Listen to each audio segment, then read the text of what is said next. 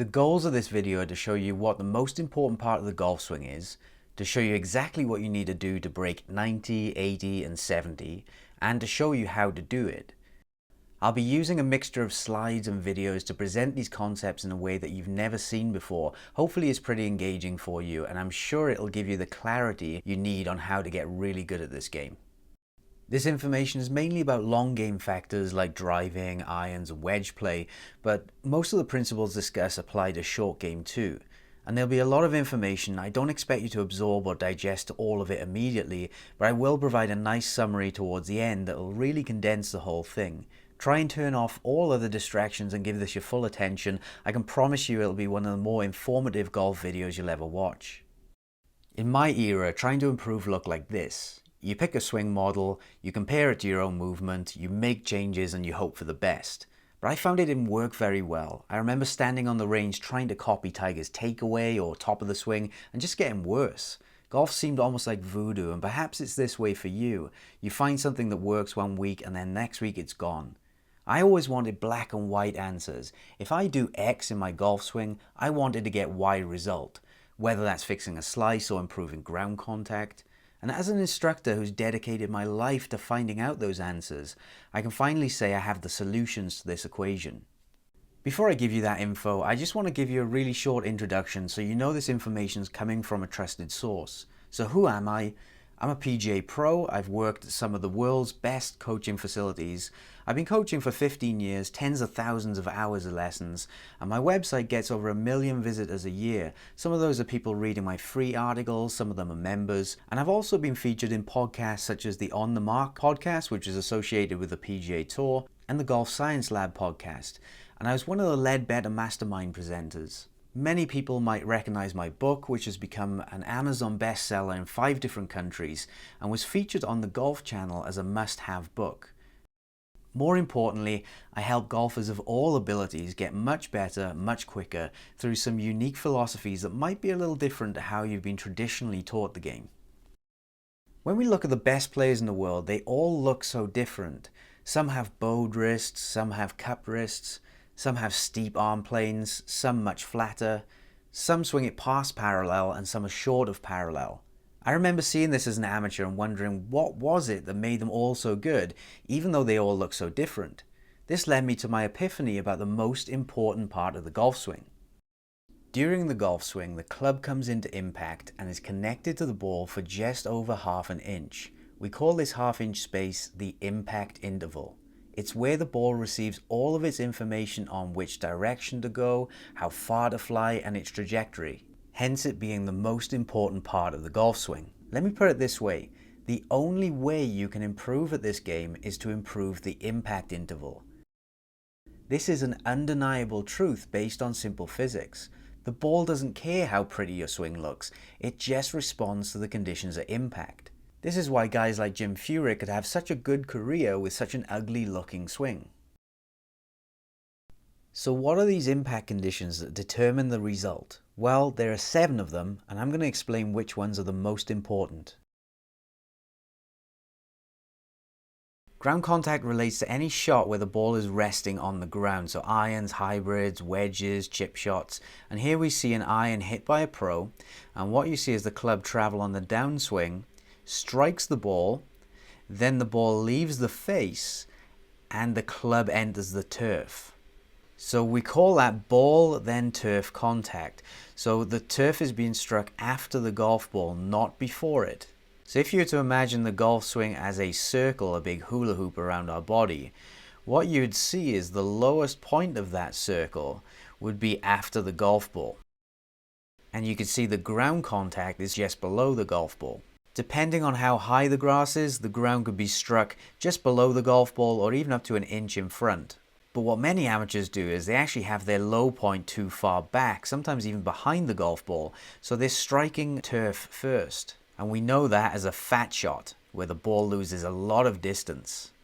And this is a super close-up of that where the ground is struck first and you can see all the mud and debris caught between the face and the ball, and then that just loses a lot of energy into the ball. You can lose 10, 20, 50 yards of distance depending on how much grass is trapped between the ball and the face. And lots of players will say, oh, I hit too much turf, whereas the reality is they've just hit it in the wrong place. I actually have this amazing training aid called a divot board, and I'll put links below, where it shows you exactly where you struck the ground. So this ball is resting on the yellow dot, and then after it immediately, this is a thin contact. You can see I've struck a little bit too far in front of that dot. And this is an example of a fat contact where the ground is contacted too early. You can see a couple of inches behind the yellow dot. And then we have the perfect crisp ball then turf strike, or ball and turf together.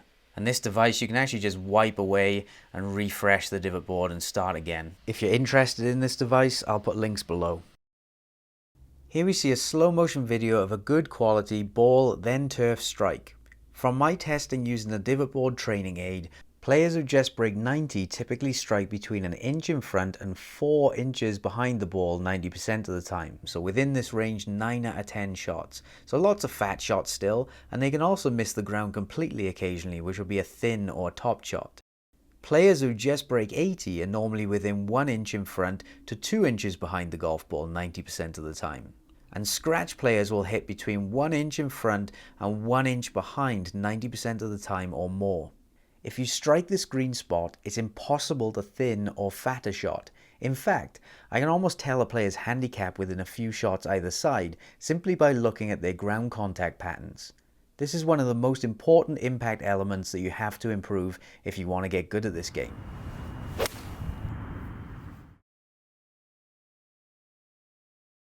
Every golf club has a sweet spot where the maximum amount of energy gets transferred to the ball and each shot feels great.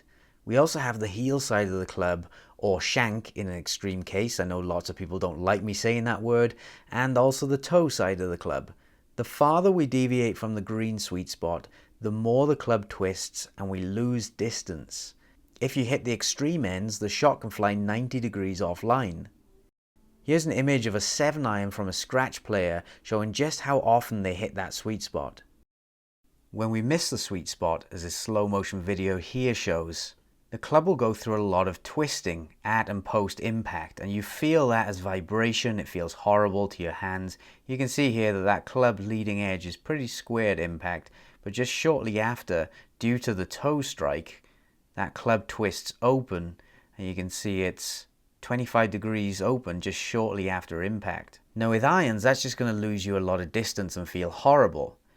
But with a driver, it actually has something called gear effect. And you see a driver coming into impact here, and it strikes the toe of the club, and you can see how the force on the ball, the green arrow, doesn't run through the center of mass of the club head, or the red octagon. As a result of that, the club head will twist open, as we saw with the iron, and that has a gear-like effect with the golf ball, where the club head twisting open actually has a counter twist on the golf ball, and that can send the ball to the left. So as a result of this gear effect, when we strike more towards the toe of the club, you'll tend to get more draw or hook, or less slice. Or when we strike the heel of the club, you'll tend to get more fade, slice, or less hook. In order to break 90, you'll want to be able to hit the groove part of the face almost every time, or no more than 25 millimeters from the sweet spot. Anything outside of this is a disaster usually. Now, not all the shots in this range will be sweet, and you'll still be hitting very inconsistent distances. To break 80, you want to be within 15 millimeters either side of the sweet spot around 90% of the time.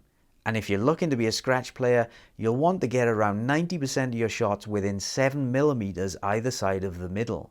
Do this and all shots will feel great and fly your maximum distances consistently, and you'll even be more consistent with the driver direction. Face direction refers to the orientation of the club face during the impact interval. We can present it square to our target line, and if it's presented to the right, we call it an open face. If it's presented to the left, we call it a closed face. The ability to present a functional face direction is the most important skill for controlling whether the ball finishes left or right. And we require incredible precision. In this example, the face is presented squarely and the ball goes straight down the middle of the fairway. All else being equal, presenting the face just 2 degrees open will send the ball 26 yards offline at 250 yards. It's hard to even see the difference between these two face presentations. Typically, someone who can just break 90 will present the face within an 8-degree window 90% of the time. Someone who can just break 80 will present the face within a 6-degree window 90% of the time. And a scratch golfer will present the face within a 4-degree window around 90% of the time. We really are talking tiny differences here. If you want to get to a certain level in this game, you will need to hit the ball far enough. It's almost impossible to be a scratch level golfer hitting the ball less than 200 yards, even if your short game is tour standard. The speed you swing the club will determine your maximum possible distance with the driver. For example, if your club speed with a driver is 80 miles an hour, you'll top out at 190 yards of carry. At 100 miles an hour, you could potentially achieve 260 yards of carry. And the top pros hit the amazing distances they do for one main reason: they swing it much faster than most players. And it's not just about distance. The more speed you have, the farther you can hit a given club. This allows shots to have a higher peak height and more stopping power due to a steeper landing angle and more backspin. A player is also able to hit less club into a green, allowing them to be more accurate. It's much easier to get a wedge close from 130 than it is to get a 6-iron close from 160. If you want to break 90, you'll generally need a driver club speed of greater than 85 miles an hour. If you want to break 80, you're going to need more than 95 miles an hour. And I don't see many players breaking 70 with club speeds less than 105 miles an hour. It's definitely possible, but it's just more difficult to do so. Golfers always ask, why does my golf ball curve too much to the right or left? Well, the answer is to do with your swing path. Here we see an example of an out to in swing path. This is effectively where the club is swinging too much to the left through impact. So if we pause it at impact, this is the direction the club is moving. When you have that swing path, the player is going to have patterns of straight pulls to the left, slices to the right, and their good shots will be a fade onto the target. The other end of the spectrum is an in to out swing path. So this is where the club is swinging too much to the right through impact. And we can see at impact here, if I draw an arrow on, we see how much that club is swinging to the right. This player is going to have patterns where they push it straight right, hook it left, and their good shots will be a draw onto the target. Now the reason for this curvature has to do with the separation between club face and swing path. So here we see an example of a club face that is pointed down the target line, but a swing path that is cutting left across it. Now when you cut across it like that, at impact, it effectively causes the club face to rub across the ball, and that creates side spin on the golf ball. And it's the side spin that causes that ball to curve offline. Now from that we can say that all else being equal, a path that is more to the right will produce shots that curve more left, and a path that is more to the left will produce outcomes that curve more to the right. Most golfers I see that can break 90 have a swing path that is within 8 degrees either side of the target. Players who can break 80 typically have their path within 6 degrees either side. And there aren't many players I see breaking 70 with a swing path that is more than 3 degrees either side of their target. You don't need a perfectly neutral swing path, but the game can be more difficult when your path veers significantly from neutral. Angle of attack refers to the angle that the club is coming into impact. So what that means in this example here, we see the club come in on about a 5-degree downward angle of attack. Now dynamic loft refers to the loft you present at impact. And the ball will always launch between the two, and it will launch much closer to where the loft is pointed. When the ball is resting on the ground, all pros have a negative or downward angle of attack to some extent. Occasionally you might see a neutral angle of attack, but you certainly don't see players try to hit up on the ball when it rests on the ground. You simply can't, as the ground is in the way. While there are no specific numbers to shoot for to break certain scoring goals, all players should aim to have a negative angle of attack with irons. With a driver, as the ball is teed up, you can have a wider range of attack angles. And then the dynamic loft we present should match our flight goals, with a higher loft being better for higher launching and spinning shots, and vice versa. Now we know exactly what you need to improve to break your scoring barriers. Everything from improving ground contact, face strike, face direction, swing path, club speed, angle of attack, and dynamic loft. Now let's take a look at ways that we can improve these factors. In my coaching, I have a lot of tools to be able to help you get better, and 3 of the most powerful ones are direct technique changes, intention changes, and skill development. Technical training is what most people think of when they imagine improving at this game. The problem is, many amateurs and even some teachers work on random things to make your swing look prettier, without working on what truly makes it function, the 7 impact variables. This can lead players to work endlessly on things that don't really matter to the result, and in some cases players can even get worse and more frustrated. The trick is knowing what actually influences impact. My process is relatively simple. I determine the outcome issue that needs changing. For example, this player was suffering with big blocks to the right and hooks to the left. Then we determine what needs to change at impact. So our example player was swinging too much to the right or into out, creating these shot patterns. We then made a swing change and got his lead arm steeper at the top of the swing. Now this isn't to make the swing look different for the sake of aesthetics, but this swing change relates 100% to the swing path. As a result, his path got closer to neutral and he hit straighter shots. Let's have a look now at how intention can be a useful tool for improvement. Here's me throwing a ball into a bucket with a low and then a high trajectory. My brain is focused on what I'm intending to do with the ball, and my arm mechanics automatically change. This is a forgotten art in golf instruction. How can it relate to our golf swings? Well, if I placed a ball on the ground with a nail through it, and I asked you to hammer it in different directions, it would have an influence on our mechanics. For example, the left image shows me hammering the nail to the left, and the right image shows me hammering the nail to the right. Amazingly, with this one simple intention, everything from the backswing, top of the swing, downswing, impact and follow through changes mechanically. It's amazing how we can achieve so many technical changes with one simple thought. This is just one example of how we can use our intention to create positive mechanical changes in a non-complicated way. Let's now take a look at improving through skill development. This is a form of instruction that's not used by many, and it's my area of expertise. In my experience, skill development exercises are the best way to help a pupil achieve results quickly, while at the same time giving long-lasting improvement. So what is skill exactly? Well, in short form, while technique is what you do, skill is your ability to change or adjust it. There are 3 main skills. The ability to move the ground contact forwards and backwards, which obviously helps with the technique of contacting the ground in the right place. We also have the ability to swing the club closer to or farther from our feet. That's another skill which helps when it comes to striking the sweet spot. And lastly, the ability to present the face more open or closed at impact, which helps when calibrating your shot direction.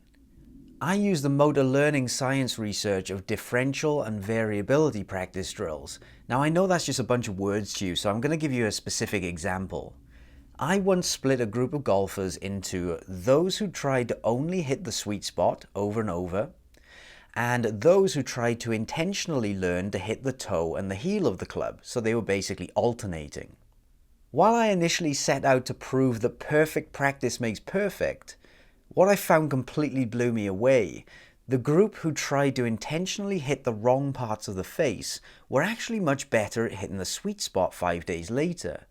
This completely goes against conventional wisdom, but it makes sense when you consider that the group who were exploring both sides of the face, they had better awareness and they learned how to change the strike location, which obviously helps when it comes to striking a centered shot or calibrating it.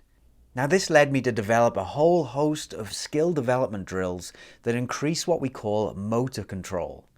This is unlike anything you will have seen or heard of in golf instruction, and it goes completely against the grain of conventional wisdom.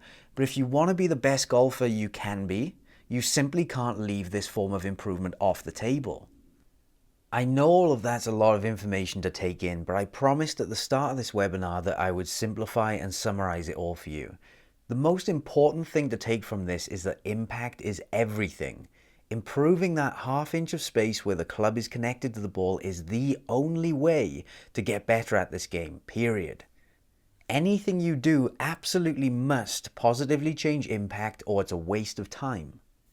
The things we all need to improve at impact are ground contact, face direction, speed, path, angle of attack, and dynamic loft. The most important of those are the first four, with the rest being more about optimization. So you could really focus most of your attention on ground contact, face direction, and speed. And lastly, we can use a mixture of direct technique changes, intention changes, and skill development exercises to reach our maximum potential. You can try and do all of this yourself, but most golfers end up spinning their wheels for years, never actually getting any of it done. Then they go and see a coach, and the coach can speed up the entire process for them and make it much easier. Not everyone can fly out to Vegas to see me, but I have developed a few online programs that can help guide you to success quicker than you can do it on your own. I can show you how to identify what you're doing at impact and which factors need improving, how to identify exactly what you need to change in your swing to achieve that, how to train and learn and ingrain it quicker, and how to build motor control and consistency. If you tend to suffer with fat shots, thin shots, toes, heels, or even shanks, the strike plan is the perfect course for you. It's 3 hours of content dealing directly with ground contact and face contact. So at the end of it, you'll be able to fix fat shots, thin shots, toes, shanks, giving you better distance and distance control, and making you strike it like the pros more often. If you tend to suffer more with slices and hooks or pulls and pushes, the accuracy plan is perfect for you. It's 3 hours of content dealing with path and face control, helping you fix left and right misses, meaning you hit straighter shots and fewer out of bounds errors. Next Level Golf. Now this is the Netflix of golf with over 70 hours of content. It's for the real golf geek. I go into detail on everything we've discussed. We go in depth into impact physics, as well as how to improve it through swing techniques, skill drills, and the best practice methods that the motor learning research has given rise to. We even look at strategy, psychology, coaching processes, and more to help turn you into your own best coach. If you like in-depth information, Next Level Golf is for you. Finally, I do have premium options such as my 8-week course where you get to work with me directly. I answer your questions and basically handhold you through the entire process of improvement. So click the link below to go to my game improvement area and start exploring how I can help you today. Even if you choose not to work with me, I really hope that this has been educational and has cleared up what you need to do to reach your goals. If you want more information about my unique coaching methods, you can check out my blog where I have hundreds of articles. Just visit www.adamyounggolf.com.